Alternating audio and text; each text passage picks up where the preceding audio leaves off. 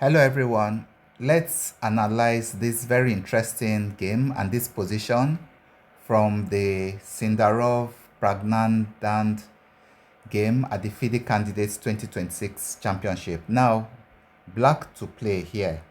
Black had just played h5, threatening to play h4 to win the white bishop. So what would you play here if you were white? Engine is given h3 as the move to play, so that if h4, the bishop can move back, right? But Sindarov didn't play all this. Instead, he played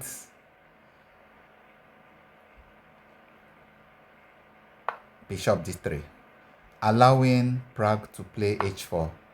So now, what's quite interesting is that there was such a long series of exchanges and combinations. Sindarov must have seen through everything. I mean, why would you play such a move? After bishop takes knight, pawn takes, and then queen takes with check, Pragg moved the king.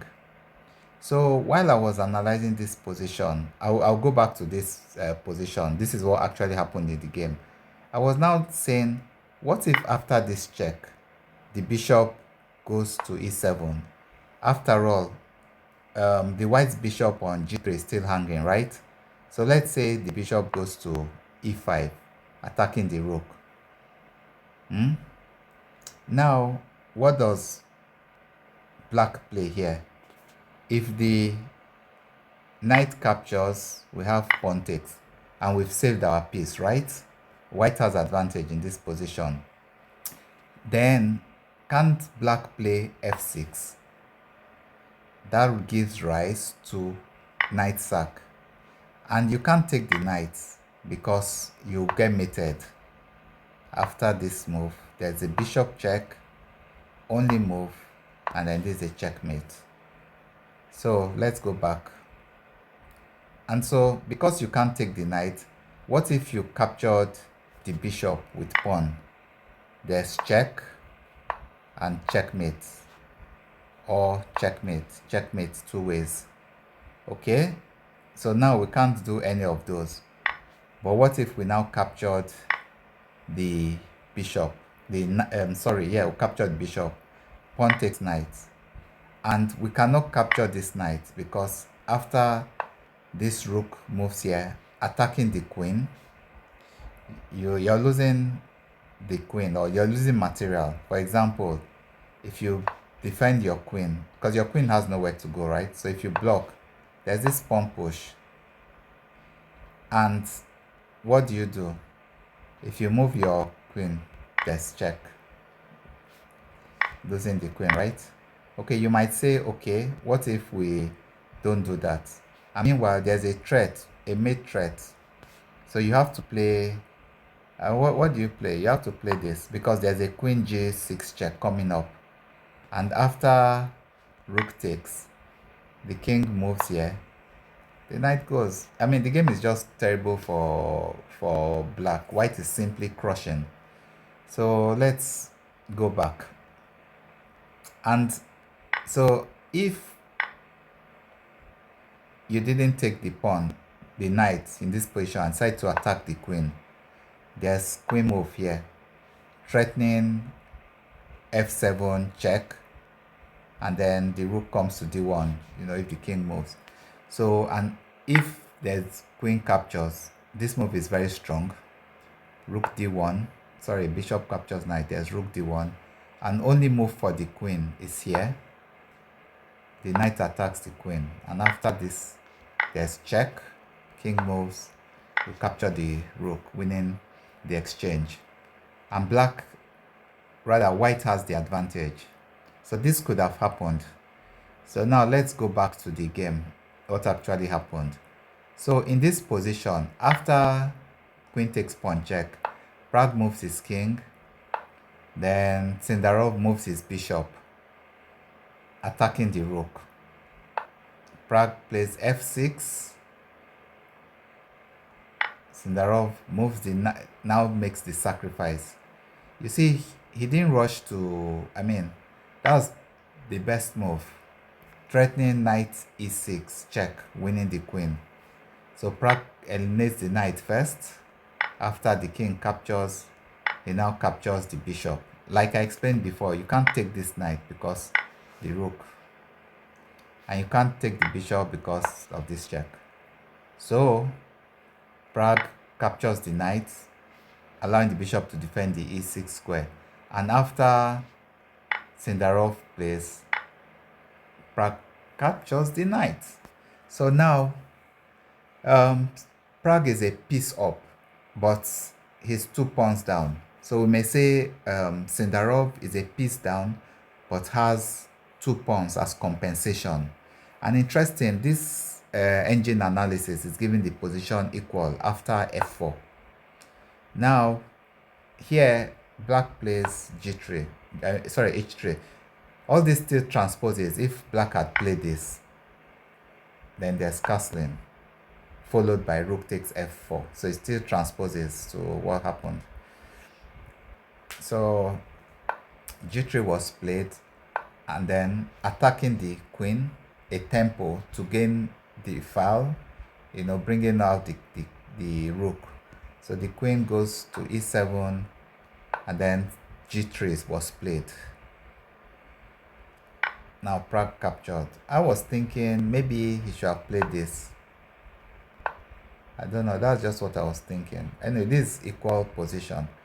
So Pragg captured the f pawn, and then after castling, now brought his rook, and then rook takes. Now in this position, somebody will say, why not bishop pawn takes, straightening your pawn, which looks like a natural move, but that allows bishop out. I don't know, the position is not so simple. Anyway, a lot could happen. Rather, Sindarov captured with the rook. He wanted activity on the king side with a check. King moves, and then rook doubles. And here, Pragg made a blunder. So in this position, it's very difficult. I could see why Pragg made this move. He wants to play the bishop to c6, where it's solid, and creating his own counter attacking chances, right? So that failed to rook f7. But first, let's ask why didn't he play this move? This move immediately loses the bishop to check, to this move. So why did I say it loses? Can we capture? If you captured, after the rook captures, the bishop is hanging if black plays this, right? After the queen exchanges, capture the bishop. Okay, so what if black decides to oppose the rook? There's queen check here, and after the rook goes, there's a check, and after king chops, we capture the bishop with material advantage. White has so many pawns. In fact, white has an extra 2 pawns against black. Black's 4 pawns against white's 6 pawns. So you can see that here it's already very difficult for black. So probably that's why Pragg played bishop d7, and after rook f7, he sacrificed his queen. Now normally this would have been a good move if black could retain his pieces, but there was a first sequence of moves that led to the loss of the bishop. Let's see what happened during the game. Check, attacking the rook, king goes to defend the rook, check, king goes to the corner, and then check, and the bishop is gone. Now after this check, if rook came here, there's still this check, and the bishop is going to be taking next move. So check, check, and it's captured the bishop. Engine was given, but then it still falls to,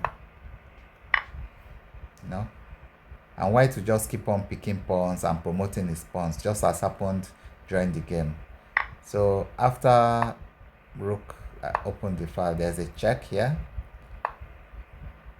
Now I'm guessing. Let me see. I don't know why he didn't capture that pawn. He could have captured this pawn. Okay, he didn't like b6, and with threats, the rook is going to be very active now, coming down the. I mean, it's going to be really clumsy for white. Maybe he has to play this check, and then after this move, uh, black is almost recovering here, because it's going to eventually overwhelm white in this position with the two rooks, even though it's advantage for white right now. So let's see what happened in the game.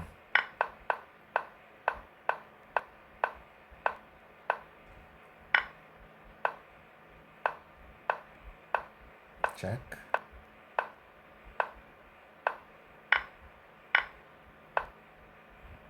Now the pawn cannot be captured because of this check.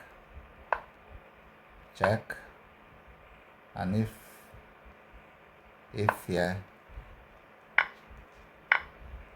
and white is winning with the extra pawns, extra 2 pawns. So after that move, just maneuvers, push. See how white is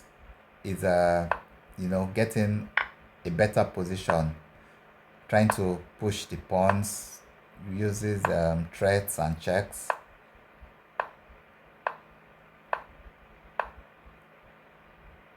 Again, the rook cannot capture because of this check. And then we'll pick the rook. So white is an extra pawn in a winning ending. So black's best bet is to create a pass pawn and then see if he can, generate his own activity. But he didn't have the time to do that, because already white is already threatening to queen the next pawn. Check. And here, in this position, black resigned.